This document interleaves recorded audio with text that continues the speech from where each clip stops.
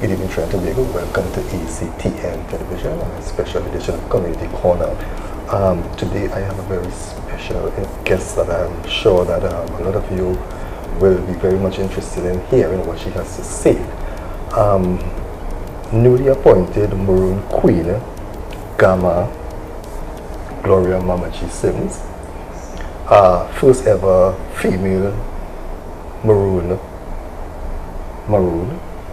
Right. Welcome to Trinidad and Tobago, first of all. It's a pleasure. It's a pleasure too. Now, tell us a bit about your purpose of the visit here in Trinidad and Tobago. Well, I'm on my way from Suriname to Jamaica. I was there in Suriname for the National Maroon Day celebration that they have annually. And I was there along with the whole Maroon community, all the gamans of the different Maroon tribes. And I was also there with Akila Jermogi, who is part of the American Maroon here, and Fidelia Grand Gallan, who was ambassador of Suriname to Trinidad for a couple of years. We are together. We're moving in a direction. We started the Maroon Women Chambers. Tell us what is for the viewing public, tell us what is a Maroon? Maroons are Africans that were brought in the Western world from Africa during the days of the transatlantic slave trade. And some of our people, my foreparents, resisted the slave trade. And as soon as their foot touched the shore, they run. In Suriname, they run in the swamps, and in Jamaica, they run in the mountains. There's also a group here in Trinidad known as the American, who came out of South, the cotton-picking niggers here, as they would say. And they resisted also when the British came to invade America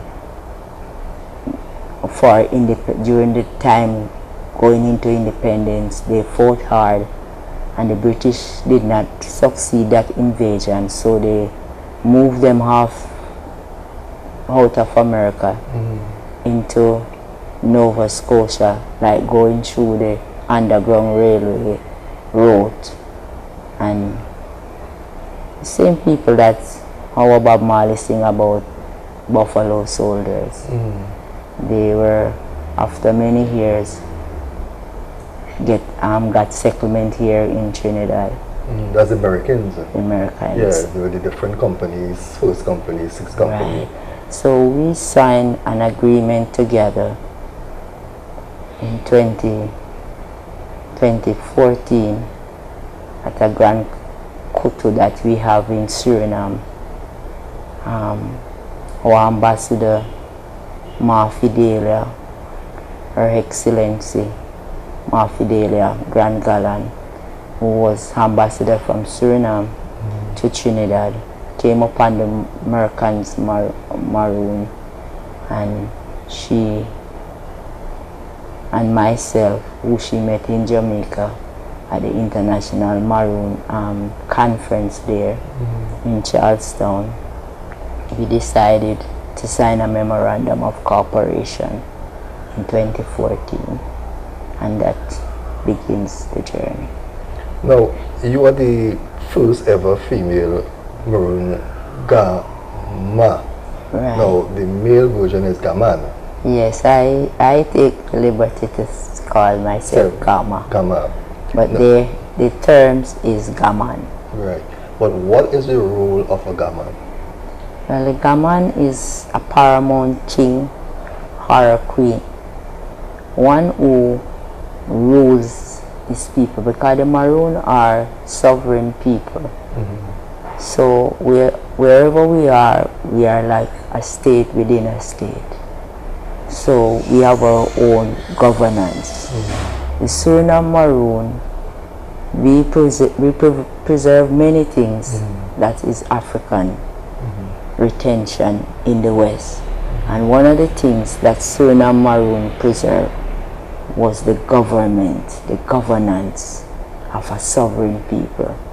And so the Gaman is the ruler of the land, the interceptor of the people, the one who stood between the Almighty, the Creator, and the people. And it's an ancient way of our people. The Gaman is like what you would say in Egypt, the Pharaoh, you know, the king over all the people, or the queen. So that's what the Gamanship is. It's like the Governor General, the Prime Minister of the land, as a sovereign. How many Caribbean countries can you find in Maroons? I know there are 6 types. Well, every day we come upon a different set of, in our research and moving around, the more we move around is the more we discover that there are Maroons in every region. Presently we know of Maroons in Belize, the Garifuna. We know of Maroons in Suriname, in Jamaica, in Trinidad, in Bahamas, in Caracou, in St. Vincent, in Brazil, in Colombia, the Maroons in America. There's the South, people in the South, which are Maroon as well. There's Maroon all over. And you are the head of all? Well, in all the different countries, or just in Suriname? I am Paramount Queen of the Maroons of Jamaica, but as a Maroon Queen, you are Queen of all our people, wherever they are. So, when I come to Suriname, I am treated with the protocol of a queen. When I'm in Trinidad, or people who knows what it is and how we serve, they treat us with the same respect. When I go to Belize, I'm received with the same respect. So when I was installed, I was the Gaman who did the installation. He said, "You're Gaman of all the people." So I feel that I have this responsibility to my people and extended to all humanity. Now, I know that you are regarded as a Jamaican national hero. You were born in Jamaica. How did you transcend from Jamaica to Suriname? And you live permanently now in Suriname? No, I live in Jamaica still. Okay. But how did the connection with Jamaica and Suriname came about? Well, my installation has pulled the connection closer. But Jamaica and Suriname share bonding. There, the Njuka tribe, I was honored by the Samaka Maroon, Gaman Belfon Abukani, who now sleeps, but I was honored by the Samaka Maroon, who moved the tradition to give it to a woman for the first time. Because when he met me, he said, "You are such a leader, and you came with all the ancestors, so he could not give me less of an honor." But it was the Njuka tribe who came to Jamaica to perform my installation there. Because the Njuka tribe, the Ukunasi, is a tribe that has a long history historical bonding with Jamaican Maroon. It is said, and it's a story that most Surinamese will tell you, that there was this particular slave. He was a slave to an English plantation in Jamaica, but he shared a good relationship with his master. So when the master was returning to England, they took him in the Caribbean and they sold him to a Dutch. His name was Buster Bent in Jamaica. But when the Dutch take him into Suriname, but as soon as he reached the shore, he ran. because he didn't sure if the Dutch would treat him the same way his English master has treated him. He learned to read and write in Jamaica, and he knows of the Maroon and the negotiation there. And he ran. And when he ran, he came upon ones who were Maroon, and he told them about the negotiation that he know in Jamaica. And he became one of the interpreter and negotiator for the 10th of October signing of a peace treaty in Suriname way back in 17th or 16th century. So they will tell you of the story. They don't say Jamaica, they say Jamaica. Okay. They call him Bastan Benti when he went there, who helped them with that negotiation. So because of that, and he was one of them who become part of the Njuka tribe, the same tribe that came to Jamaica to install me. Okay. So they have this historical ancestral connection to Jamaica because of that story. Now, if we could go back to you growing up in Jamaica, because I'm sure that you must have grown up in a culture that had destined for you to be where you are today. Yes. Right? Tell me about your growing up in Jamaica. What was the influence in you, or from who, that guided you to be here at this part today? Well, I grew up. And what part of Jamaica you grew up in?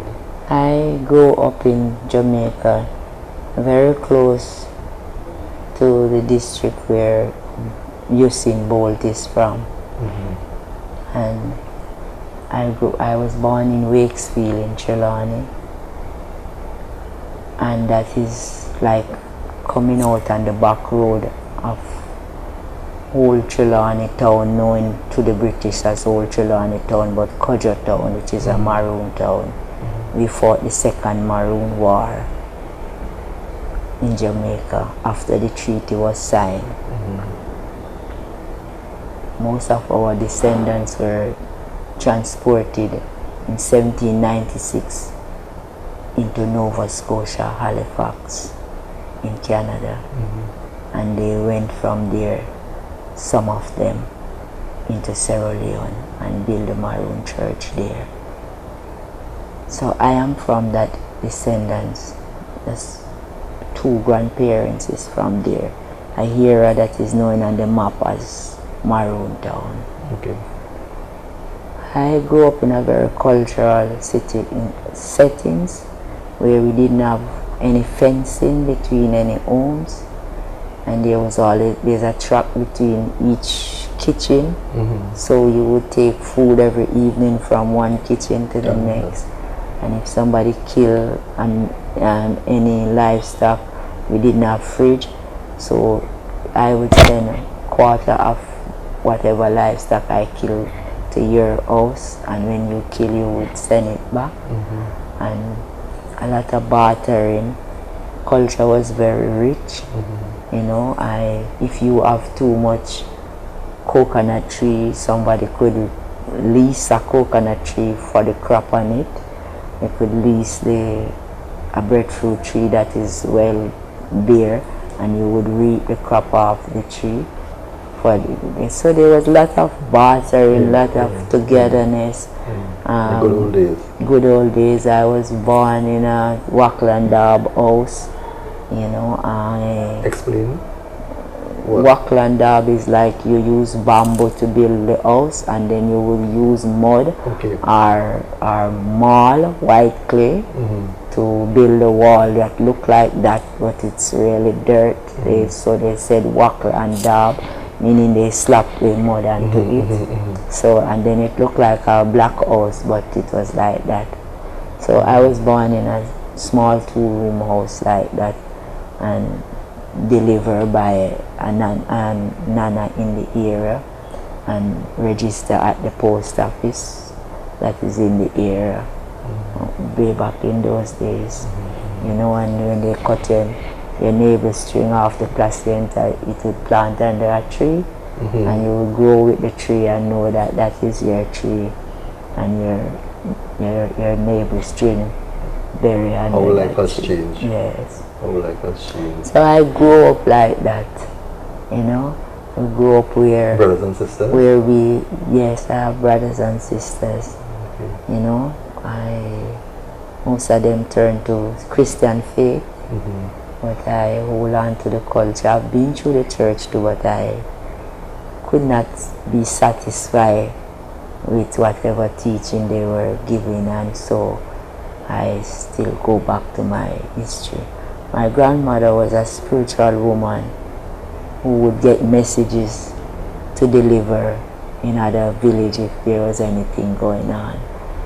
And she would have to go with her drum to a place she might not even been before and tell what the spirit tell her to do. They call them in those days Wana. So my grandmother was a Wana, spiritual woman who has the church on her land, and she would play the drum with the sticks, and so I grew up with that, you know. And herbs, we grew up, we know we have to go to the bush to look our own seriously. If we have in bed tummy ache, we would go and look the herbs that we know is good for tummy ache, and so from we were young. So I grew up very cultural, you know, and grew up very close to the spirit, and the spirit would tell me things and I would see it happening. I would see people that I don't know before, and then I would see them the following day. Just like how I see it before, and so when you look at life yesterday and you look at life today, with especially the young people, what message would you like to leave with the young people, wherever you whatever country you go to? What message would you like to leave to the young people? Well, there's a lot you could say, because there's a lot happening, but one of my main things is the culture. Culture is the only thing that can refine a nation. It refines the coarseness of a nation. So when you go in your culture, when you go back to your roots, when you go back to the way your grandparents used to live, and you might have to research, or you might have to go back to Hawks, or you might have to reminisce and reflect upon what you had seen as a child, and go deep into yourself spiritually. There's always the answer there.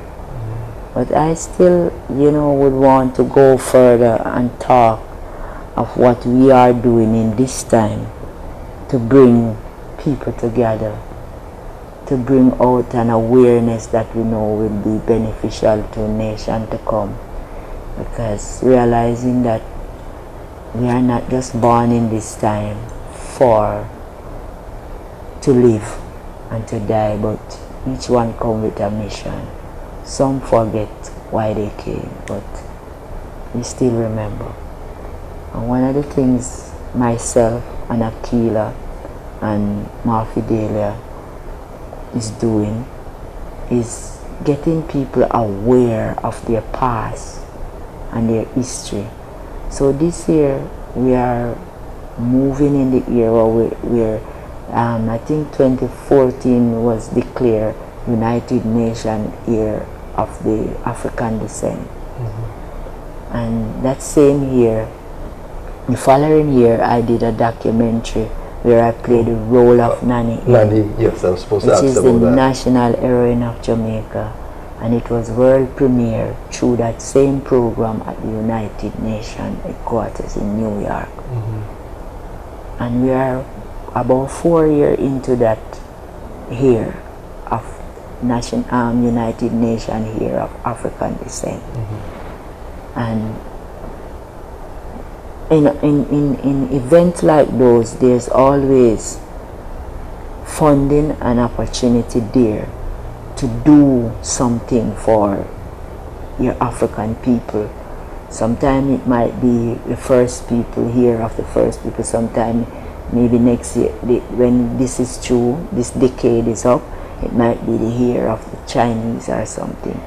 But we want to make a mark because of what we see is happening and what we know we can do for our people. So in this coming year, we want to left a mark of bringing African of the diaspora, the Maroons, together as a people that stand up and resist and survive. Because if we look around good in the world today, we see wherein people has lost hope, how to survive, how to get along in some situation where I think there's more comfort than in the days when our people take the stand. In the days when our people take the stand, they didn't have phone to phone somebody to connect. They didn't have internet. They were just running into a mountain or in the swamps where they don't know where they were going. But they still survive. So we think that's a lesson that we can teach to the world. We think it's a way that we can bring hope to the many hopeless that we see right now in the world when we listen to the news and see what is happening in the different land. You know? So we are working on a program to bring awareness to the Maroons in the diaspora, the way they survive, the things they learn through survival and Maroonage, the principle of Maroonage and survival, the retentions that we preserve from our foreparents that still serves us today, that we see many people is turning to today holistically, the herbs and all the different things, the food, the way of life, the mannerism, you know, we want to really share that. So what is next for Mama G? When you leave Trinidad and Tobago, what's next? Where do you go from here? Well, I'm heading home to Jamaica where I live, you know, and there's a lot to be done there. I been in Suriname for 3 weeks, and it was based on the 10th of, which is National Maroons Day in Trinidad, in Suriname, and the unity that I see and the strength of the Maroons there is something that I am going home back with, and I'm hoping to establish now, because I've just finished the ceremony which I had was to do part of it at the Tabiki of the Gaman there. So I'm going back to liaison to communicate more with our chiefs and our colonels, as they are known in Jamaica, and to put things in order, to establish the gamanship, to establish the protocol around it, which I know will bring strength, unity, and development to our people there. So, well, we are here chatting with you at the High Commission of Jamaica Residence. yes. You are considered a Jamaican national hero. How did that come about? People look upon me as being nanny. People look upon me as being nanny. I wouldn't say in myself that I am a Jamaican national hero, because there's many people ahead of me who have done great work. People like Miss Louise Bennett, Yes. with the language. People like Bob Marley, who have been out there singing and the world has acknowledged him. Have you had the opportunity to meet Bob Marley? No, but I know his children and I know his granddaughter, and his wife is also part of the documentary that I do. She's in it as well, and I met her many times and we reasoned, but I've never met Bob Marley like that. You know, only through the spirit. But I know of his now family. I met them from time to time. So they say a hero is someone that do something to save their people. So Queen Nanny of the Maroons in those days, which is like a mother of the nation, she's the only national heroine amongst the many heroes in Jamaica until today. So walking in her footsteps in this time, I think the culture is what we have that can save the people. When I look in Jamaica, we are moving away from our culture. With the songs we sing, from the music that our foreparents had saved, which has helped them through oppression, we now sing songs that bring depression sometimes, straying away from the roots. Maybe because of money, I don't know. But I live a life that I hope will be a model to many and an example to many, by not living for myself or living for my people. I started the Maroon Women's Group so that I could help.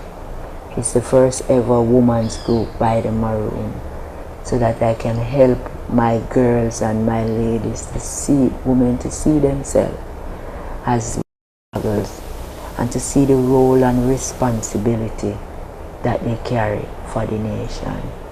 So if there's anything lying in my powers to do to save my people, I will take that extra step and go that extra mile to do it. As a woman and as a mother, elder, I'm giving you this opportunity to look into the camera and speak to the women. Yes. From the young girls go up to the grandmothers of Trinidad and Tobago. Leave them a message.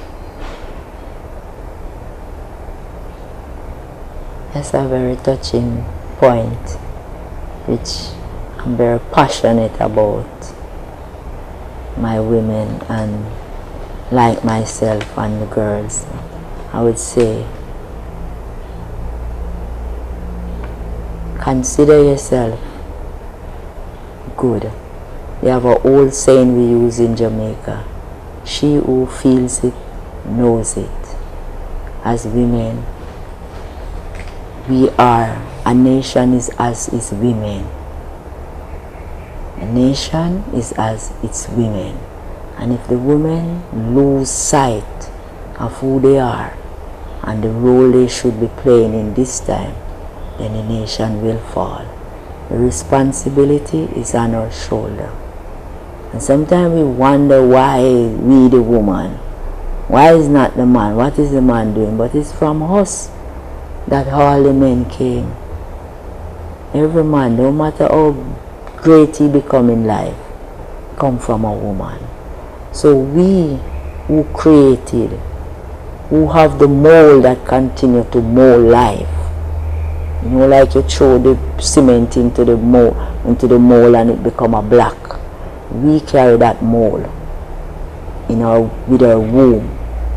And when it's not producing child, it's a vacant part that can produce other things. So whatever you think, the way you see life, as one in the nation, as one that has the responsibility to take care, I'm appealing to my women and my girls. If you pull your socks up, if you put the house in order, then your house will be in order. Yes. That's my message to you. Mama G, it was indeed a pleasure speaking with you. I know you leave for Jamaica tomorrow. Yes. I do hope that you enjoy the remaining hours that you have here. Yes. And I hope that God gives you strength to continue doing what you're doing. And it's something very positive. Yes, I give blessings to thanks you. too.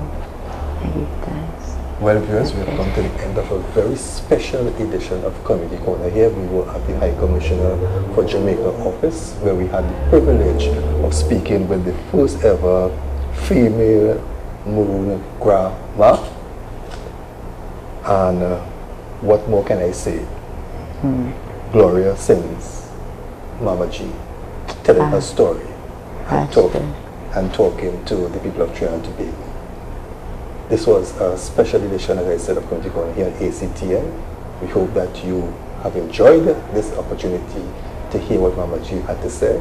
And for those of you who don't know much about the Maroons, maybe you should try to get on the internet and find out more about the history behind this whole Maroon situation, but we